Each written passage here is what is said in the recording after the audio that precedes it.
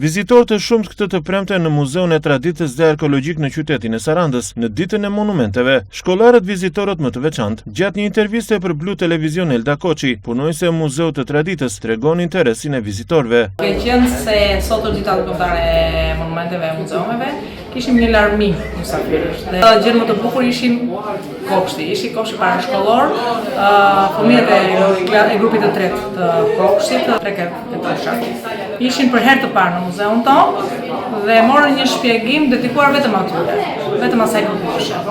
Kishim edhe nxënës të klasës së 6 shkollës ndërtore, jemi në pritje për nxënës nga të gjitha shkollat e qytetit të Sarandës. Historia antike e Sarandës e konkretizuar në foto të rradhat e ekspozuara në muze, së bashku me amforat e ndryshme dhe mozaikët në dyshemen e Muzeut Arkeologjik, të reqja e vizitorëve. Emocion u krijuan objekte të jetës baritore dhe kostumet kombëtare, karakteristikë të krajinave të ndryshme të trevave të Sarandës, Delvinës dhe Konispolit. Është ditë e mbushur me aktivitet, nga sot urojmë të kemi sa më shumë punë gjatë gjithë sezonit dhe të kemi jo vetëm vendasit, por edhe të huaj. 18 prilli u përjetua si një ditë e takimit me historinë, me traditën dhe me artin. E gjithë java duke nisur me 15 prillin që shënon ditën e arteve, në Sarandë ka gjallëruar me veprimtari të shumta, si java e kulturës.